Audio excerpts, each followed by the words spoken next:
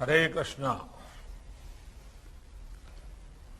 आज के इस पुण्य अवसर पर हमारे साथ जुड़ रहे देश के संस्कृति मंत्री श्रीमान जी किशन रेड्डी जी, इस्कॉन ब्यूरो के प्रेसिडेंट श्री गोपाल कृष्ण गोस्वामी जी और दुनिया के अलग अलग देशों से हमारे साथ जुड़े हुए सभी साथी कृष्ण भक्तगण,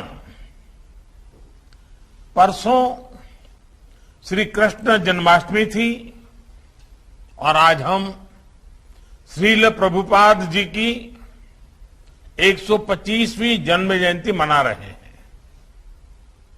ये ऐसा है जैसे साधना का सुख और संतोष दोनों एक साथ मिल जाए। इसी भाव को आज पूरी दुनिया में श्रील प्रभुपद स्वामी ने लाखों करोड़ों अनुयायी और लाखों करोड़ों कृष्ण भक्त स्वाभाविक रूप से अनुभव कर रहे हैं। मैं सामने स्क्रीन पर अलग अलग देशों से आप सब साधकों को देख रहा हूं। ऐसा लग रहा है जैसे लाखों मन एक भावना से बंधे हो, लाखों शरीर एक कॉमन कॉन्शियसनेस से जुड़े हुए हो। ये वो कृष्ण कॉन्शियसनेस है जिसकी अलख प्रभुपाद स्वामी जी ने पूरी दुनिया तक पहुंचाई। साथियों, हम सब जानते हैं कि प्रभुपाद स्वामी एक अलौकिक कृष्ण भक्त तो थे ही, साथ ही वो एक महान भारत भक्त भी थे। उन्होंने देश के स्वतंत्रता संग्राम में संघर्ष किया था। उन्होंने असहयोग आंदोलन के समर्थन में स्कॉटिश कॉलेज से अपना डिप्लोमा तक लेने से मना कर दिया था। आज ये सुखद संयोग है कि देश ऐसे महान देशभक्त का 125वां जन्मदिन एक ऐसे समय में हो रहा है जब भारत अपनी आजादी के 75 साल का पर्व अमृत महोत्सव मना रहा है। श्रील प्रभुपाद स्वामी हमेशा कहते थे कि वो दुनिया के देशों में इसलिए भ्रमण कर रहे हैं क्योंकि वो भारत की सबसे अमूल्य निधि दुनिया को देना चाहते हैं। साथियों, अगर स्वामी विवेकानंद जैसे मनीषी आए तो वहीं विश्व को जब भक्ति योग को देने की जिम्मेदारी आई तो श्रील प्रभुपाद जी और इस्कॉन ने इस महान कार्य का बीड़ा उठाया। उन्होंने भक्ति वेदांत को दुनिया की चेतना से जोड़ने का काम किया। ये कोई साधारण काम नहीं था।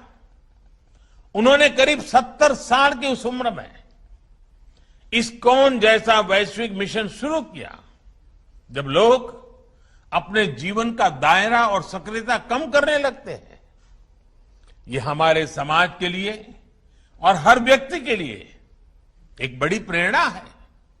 कई बार हम देखते हैं लोग कहने लगते हैं कि उम्र हो गई, नहीं तो बहुत कुछ करते, या फिर अभी तो सही उम्र नहीं है ये सब काम करने की। लेकिन प्रभुपाद स्वामी अपने बचपन से लेकर के पूरे जीवन तक अपने संकल्पों के लिए सक्रिय रहे। प्रभुपाद जी समुद्री जहाज से जब अमेरिका गए तो वो लगभग खाली जेब थे।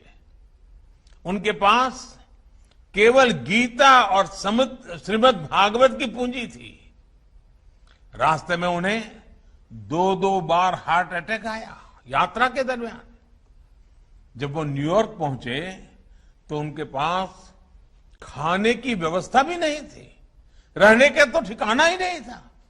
लेकिन उसके अगले 11 सालों में दुनिया ने जो कुछ देखा, श्रद्धेय अटल जी के शब्दों में कहें तो अटल जी ने इनके विषय में कहा था, वो किसी चमत्कार से कम नहीं था। आज दुनिया के अलग अलग देशों में सैकड़ों इस्कॉन मंदिर है, कितने ही गुरुकुल भारतीय संस्कृति को जीवंत बनाए हुए हैं। आज अक्सर दुनिया के अलग अलग देशों में लोग भारतीय वेशभूषा में कीर्तन करते दिख जाते हैं। कपड़े सादे होते हो, हाथ में ढोलक मंजीरा जैसे वाद्य यंत्र होते हैं, हरे कृष्ण का संगीतमय कीर्तन होता है और सब एक आत्मिक शांति में झूम रहे होते हैं। लोग देखते हैं तो उन्हें यही लगता है कि शायद कोई उत्सव या आयोजन है। लेकिन हमारे यहां तो ये कीर्तन, ये आयोजन जीवन का सहज हिस्सा है। ये आनंद आज स्ट्रेस से दबे विश्व को नई आशा दे रहा है। इस्कॉन मंदिर आज इसी सेवा परंपरा के आधुनिक केंद्र बनकर उभरे हैं। मुझे याद है जब कच्छ में भूकंप आया था तो किस तरह इस्कॉन ने लोगों की सेवा के लिए आगे बढ़कर काम किया था। जब भी देश में कोई आपदा आई है, चाहे वो उत्तराखंड की त्रासदी हो या उड़ीसा और बंगाल में साइक्लोन की तबाही, इस्कॉन ने समाज का संबल बनने का काम किया है। कोरोना महामारी में भी आप करोड़ों मरीजों, उनके परिजनों और प्रवासियों के लिए लगातार भोजन और दूसरी जरूरतों की व्यवस्था करते आ रहे हैं। महामारी के अलावा भी लाखों गरीबों के भोजन और सेवा का अनवरत अभियान आपके माध्यम से चलता रहा है। जिस तरह से इस्कॉन ने कोविड मरीजों के लिए अस्पताल बनाए और अब वैक्सीन अभियान में भी सहभागिता निभा रहे हैं, उसकी भी जानकारी मुझे लगातार मिलती रहती है। मैं इस्कॉन को, इससे जुड़े सभी भक्तों को आपके इस सेवा यज्ञ के लिए बहुत बहुत शुभकामनाएं देता हूं। साथियों, आज आप सत्य, सेवा और साधना के मंत्र के साथ न केवल कृष्ण सेवा कर रहे हैं, बल्कि पूरी दुनिया में भारतीय आदर्शों और संस्कारों के ब्रांड एम्बेसडर की भी भूमिका निभा रहे हैं।